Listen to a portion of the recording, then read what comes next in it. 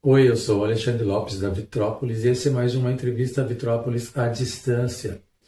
É uma forma que encontramos de poder estar mostrando para vocês um pouco mais da cena independente daqueles artistas que estão mais distantes da gente. Hoje vamos conversar com a Estéreo Vitrola após a vinheta.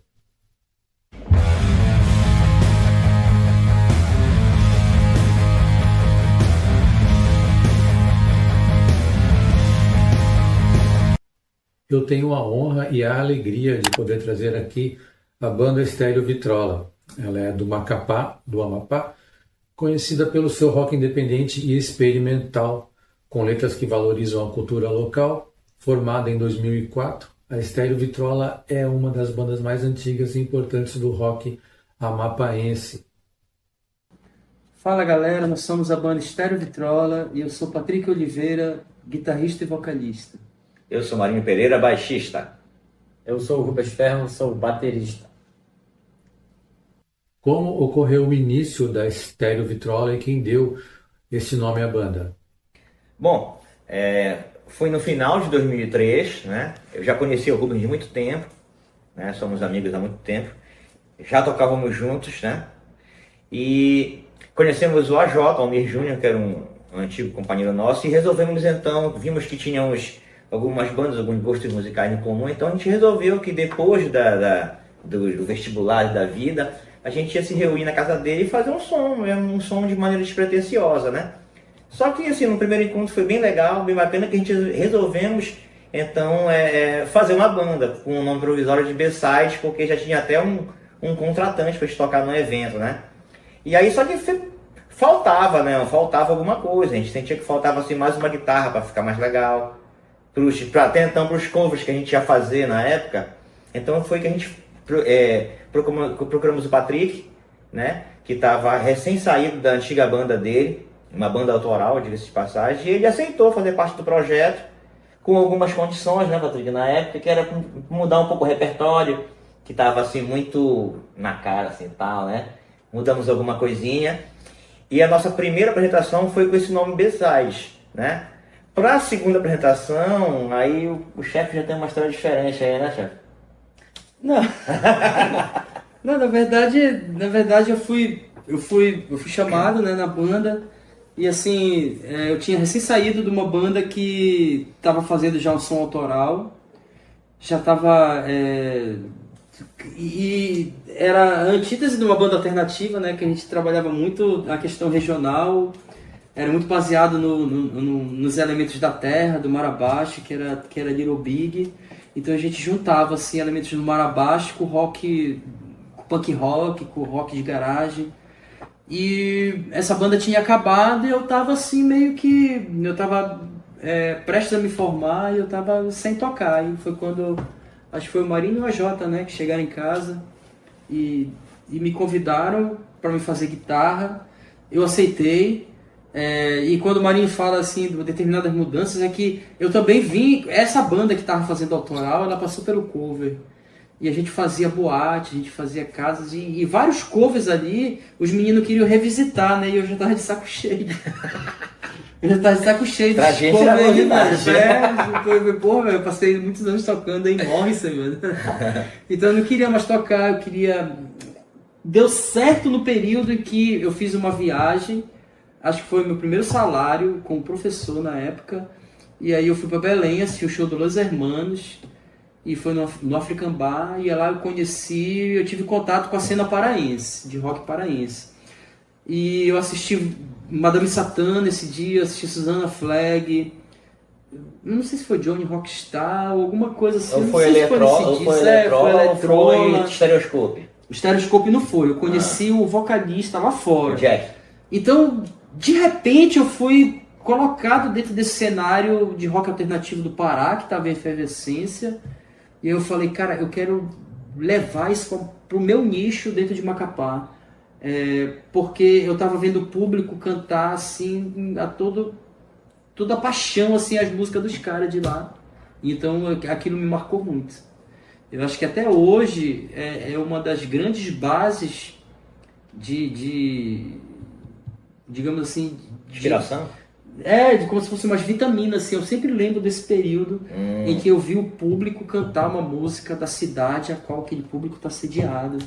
Então eu queria também que aqui em Macapá as pessoas também cantassem a canção de rock feita pelo amapaense.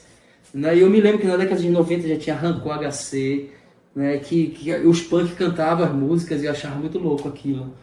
Então, nesse período eu voltei para Macapá, então deu certo nesse período em que eu caí numa banda cover, que era B-Sides, mas que eu já estava assim, eu acho que Esses malucos aí. Eu tô saturado dessa proposta cover e eu vou tentar estimular eles pro autoral, sem minimamente ter condições de fazer esse autoral. Né? Então foi muito bruto. Eu acho que é uma característica do Estéreo Vitrola. Ele não é uma banda que consegue criar uma música hoje e entregar ela hoje para o público. É uma construção. Eu acho que desde o início não foi fácil as músicas nascerem, as músicas serem traduzidas, mas acho que foi muito necessário. Acho que é um nosso método e a gente não tem que ir muito contra isso. Mas que o autoral foi, acho que de pouco tempo, de B-Side, já foi para Estéreo Vitrola, porque eu queria colocar o prefixo estéreo, que era uma banda da década de 90 que eu gostava. Era o Stereolab, o Stereophonics, o Apronzinho estéreo. Então tinha uma marca de shape de skate que era estéreo, que era do Jason Lee, eu gostava pra caralho também. Então eu queria também. Eu queria também ter.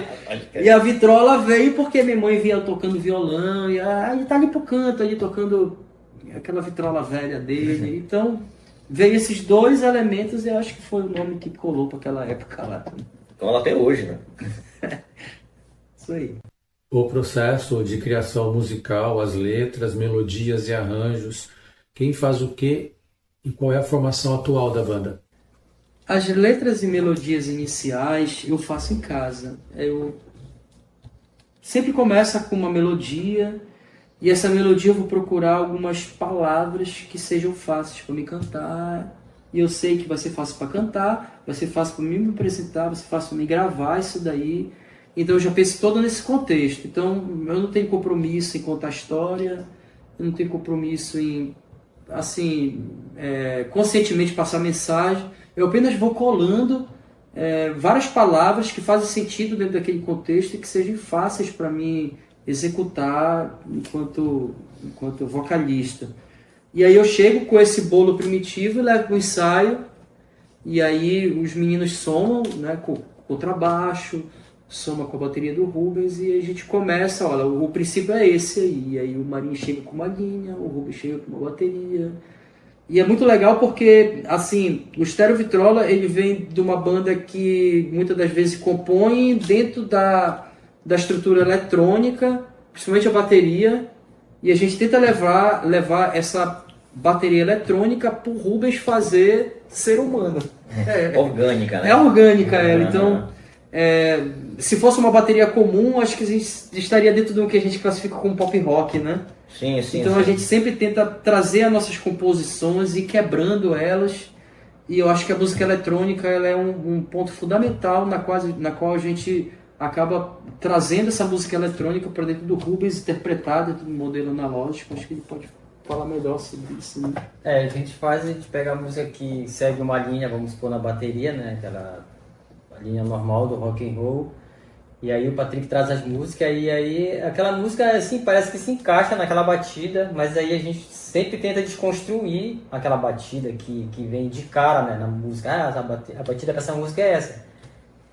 Então a gente tenta desconstruir, vai mudando o tempo das batidas para que não fique muito parecido com muita coisa. Então a gente nosso trabalho maior, principalmente o meu, eu vejo que é tentar desconstruir o que todo baterista faz numa banda de rock. É isso aí. E quanto à formação, né? Somos nós três, a formação atual nós três. E tem mais o Anderson, que no momento não pode estar aqui porque ele está com doença, tá se assim. Doença é ótimo, né? Ele está com problema de saúde, né? Ele está se recuperando que ele melhore, de uma virose muito forte que ele teve. Na verdade está ele, a esposa e o filho também, né? Mas tem o Anderson, viu? É nosso DJ. Nós somos 4. Já fomos 5. Um abraço pro Carlos, lá em São Paulo. E essa é mais uma peculiaridade da região norte. Pra cá a gripe vem valendo. É. Após 20 anos de estrada e 5 discos lançados, vocês ainda têm aquela paixão pela música? O que motiva a continuar? Acho que o que motiva a continuar é continuar sendo feliz, continuar tendo aquela carga de dopamina que faz, pô, foi legal, cara, tu viu aí que show, que massa, tu viu que a gente conseguiu gravar essa música, pô, fico escutando lá, fica legal. Então acho que é muito mais uma realização do cotidiano do que assim, chegamos a um grande estrelato de reconhecimento dentro do universo produtivo musical. Então eu acho que vale a pena porque é uma felicidade para cada um de nós. A gente aprendeu a ser feliz com a banda, com a produção que a gente realiza dentro do cotidiano. Então eu sinto que eu acredito que eu sou muito mais feliz hoje, agora, do que quando eu comecei. Né? Porque quando eu comecei, eu não tinha a expertise que eu tenho agora. Então eu estava convivendo com muita frustração, estava convivendo com o fato de tentar me encaixar e tentar ser cobrado e todas aquelas piras psicológicas que tem no início quando tu está tentando fazer uma música autoral. E hoje eu me sinto feliz. Acho que depois de 20 anos, acho que finalmente eu subo no show hoje e que eu saio de lá assim, realizado. Assim, eu estou muito feliz com esse show. Às vezes dá 2, 3, 4, 5 pessoas ali, não precisa estar lotado, mas todo mundo se conecta e eu me sinto feliz com isso. Então, depois de 20 anos, eu continuo assim, eu acho que com a motivação para continuar fazendo, para continuar produzindo, para continuar deixando um pouco do que a gente conceitualiza como arte, né, dentro da cidade.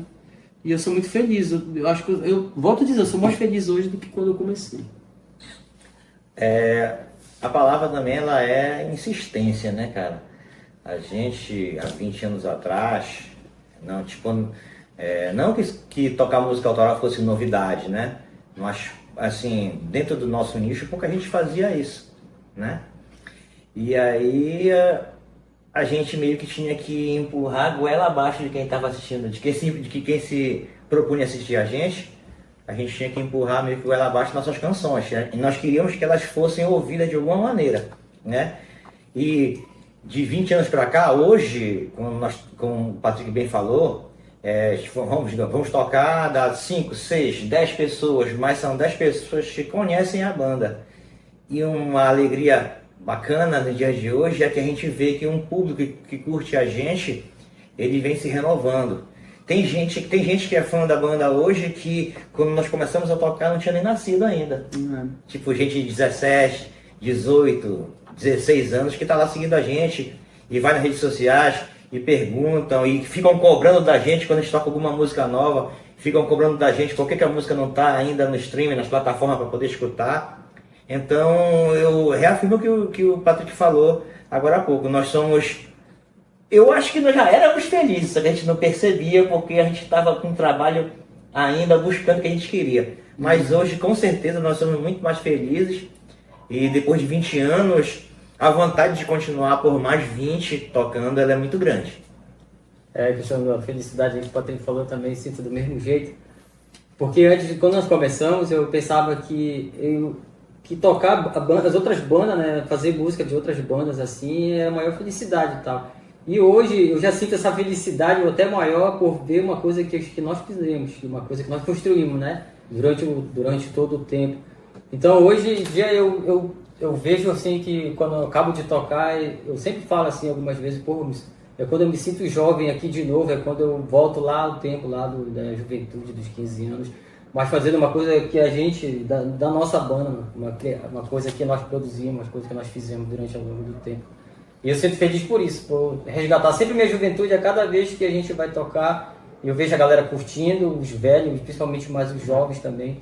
Quando eu vejo aquela galera piando lá e curtindo o nosso som, eu também me conecto à juventude deles. Aí eu acho que a banda toda se sente assim, jovem, por isso. acho que o rock sempre vai se manter rock se ele se manter jovem, né? Dentro do espírito, né? Em espírito, Então, né? em espírito, né? Sim. Porque, putz, a gente vê várias gerações assim hoje curtindo bandas que a gente gostou também quando era mais novo e a gente já tem uma certa idade. E a gente vê que não é a idade, sim o espírito que é gerado pela coletividade de pessoas que se proporam fazer o som. Então, esse produto ele gera algo muito jovem e isso acaba sempre atraindo a juventude. Então, por mais que essa juventude cresça, vai ter outra juventude que está se conectando com esse rock que muitas das vezes não é tão entendido por pessoas que se propuseram crescer, digamos, de certa forma. Então a gente acaba existindo porque toda hora está tendo um público jovem se renovando. Então, putz, olha esse som aí, velho, meu irmão, olha esse efeito aí, olha essa distorção. Tipo, a gente vê muito comentário assim, principalmente em redes sociais, tipo, pô, essa banda tá aí há 20 anos e a gente não conhecia e tal, saca? Isso é interessante. Tipo, alguém, apesar do CD hoje ser uma mídia, digamos assim, datada, mas a gente levar os CDs para nossos shows e vender, e aí as pessoas compram e vão com a gente pra gente autografar. Isso é bem bacana, isso é bem legal, sabe? Além como já reafirmo, né? Elas cobrando as músicas nas plataformas porque acharam legais e querem ouvir, sabe? Isso é bacana, isso o Rubens já falou bem, isso mantém de certa forma a gente com um espírito jovem, né? É muito louco porque a gente é aqui do extremo norte, Amazônia, legal, né? Então, tipo, a gente cresceu nessa... Não, eu que quero o autógrafo do maluco aí, do Titãs, tá? né? Eu quero o assim, autógrafo do Arnaldo Antunes, né? Eu quero o autógrafo de Escandurra, né? Exato. Então, sim. tipo, aí você descer do palco e uma pessoa vir, pô, eu acho que é muito significativo você... De início a gente até estranhava, né? Com certeza, cara, né? Porque eu faço meu nome, é muito eu faço irreal minha pra gente. assinatura, sei lá. Né? Então a gente reconhece a construção desses 20 anos dentro daqui do extremo norte amapáense, e eu acredito que isso nos deixa também feliz. Com certeza. Por isso que eu falo que eu sou mais feliz hoje do que quando eu comecei. Isso nos deixa muito à vontade de ter uma perspectiva de continuar tocando. De continuar. Ano passado, a Estéreo Vitrola comemorou os seus 20 anos de estrada. Consegue nos dizer um momento de alegria e de tristeza nessa caminhada do rock independente? Eu acho que o momento de se for comparar assim, não é nem um episódio, eu acho que são tempos, né? São épocas. Acho que o momento triste era o início, né? O início é desgraçado, né? Ruim demais, né? Então, a gente passou assim anos tocando nossas músicas nos bares aqui de Macapá. Insistindo. Pô, a gente terminava a música e a gente não era aplaudido. Putz, velho. Então, pro músico, né, que assim, ainda tem essa relação com o público e espera no final da execução de uma música você ser aplaudido por um público, né? Isso daí é uma interação. E a gente passou anos nesse vazio, assim, nessa secura de ter um público assim minimamente reconhecendo o teu som. E hoje a gente entende que talvez isso fosse necessário para a gente poder, digamos assim, ao peso do facão, fazer esse ramal que hoje permite que o rock amapáense, que o rock autoral amapáense, ele seja digerido tal qual uma pessoa está apresentando um cover. Então hoje você pode estar colocando dentro do seu repertório uma música autoral sem você estar pedindo licença para o público, isso não existe mais. Então a gente tinha muita dificuldade e a gente se sentia muito frustrado no início de você estar tocando uma música e no final o público não conseguia, digamos, dar uma resposta para o ego do artista que está terminando de apresentar uma canção. Né? E hoje em dia a gente vê assim que às vezes sai ruim, né? Às vezes a gente nem se apresenta bacana, assim, e aí no final todo mundo aplaude, e a gente vê, pô, velho, a gente acabou de tocar uma música nossa aqui, né? E aí muita gente cantando a música, às vezes as pessoas vão e pegam o microfone, principalmente quando é bicicleta, e, sabe, você perceber que depois de 20 anos, você tem dentro do underground, do extremo norte amapáense, você tem pessoas que que reconhece a tua música como se fosse um hit clássico, assim. E de certa No forma. underground é uma e de aparência, certa tá forma eles entendendo? consumem, né? Eles consomem, então eles chegam, eu quero ouvir bicicleta, eu quero ouvir o servil, eu quero ouvir o óbvio.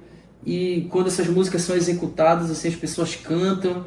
E eu particularmente me sinto orgulhoso, velho, porque eu vi pessoas lá em Belém fazendo a mesma coisa com o Delinquente, tá entendendo? Fazendo a mesma coisa com Susana Flag, fazendo a mesma coisa com Madame Satã, Stereoscope, e eu lá, velho, assim, sabe, com 25 anos, assim, falei, caraca, velho, eu tenho que voltar pra minha cidade e dentro do meu nicho que eu existo ali, tentar espalhar essa verve, tá entendendo? E você vê que hoje em dia tem outras bandas que tá tocando suas músicas e que o público reconhece e que não precisa ficar pedindo licença para tocar sua música autoral aqui no Extremo Norte. E eu fico mega feliz, assim, tipo, valeu a pena, e tá continuando a valer a pena, né? A caminhada continua.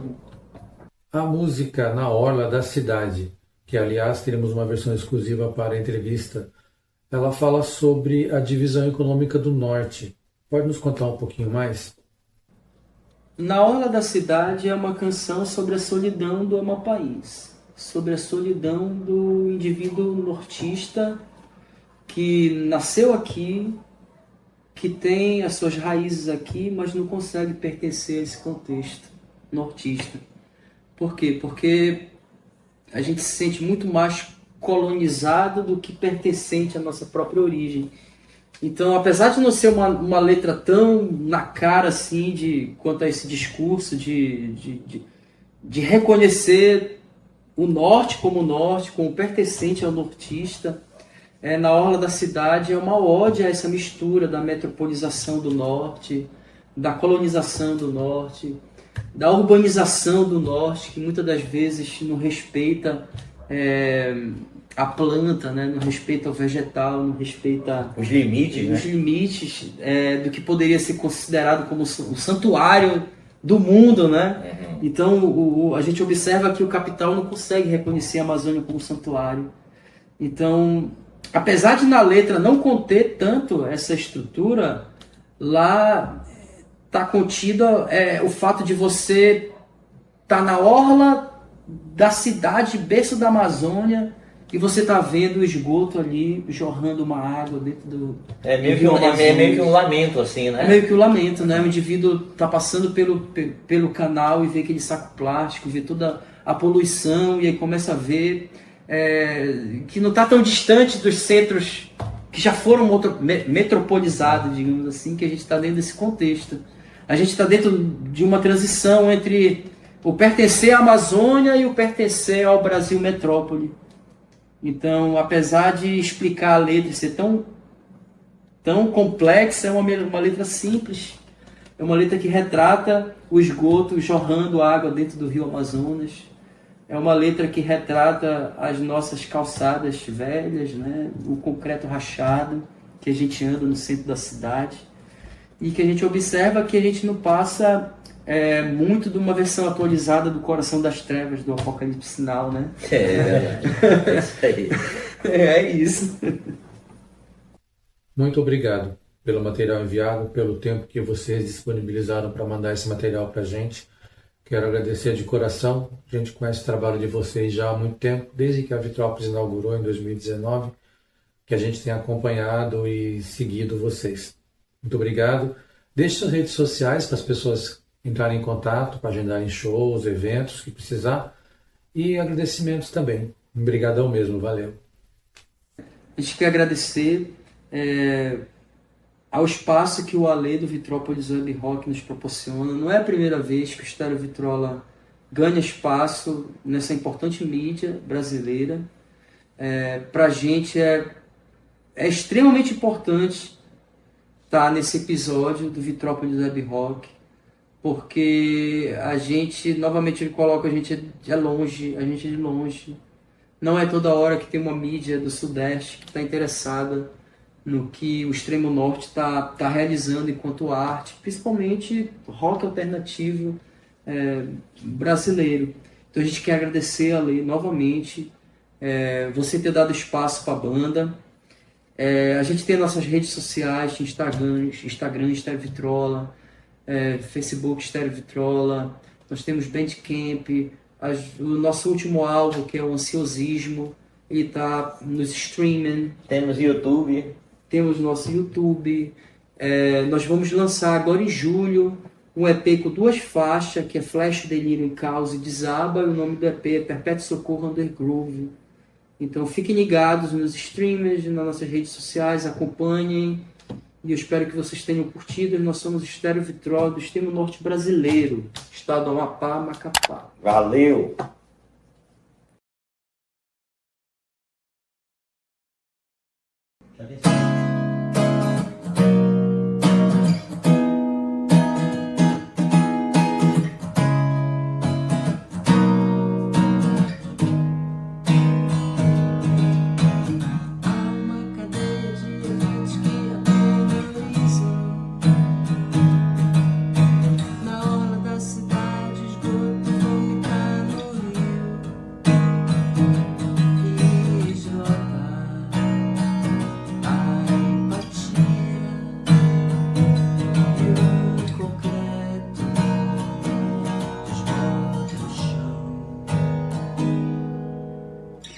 Semáforo depois da meia-noite já não diz mais nada. De dentro da minha janela esqueço de mim,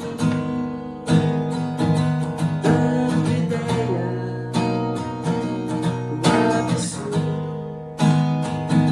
saco plástico dentro do canal.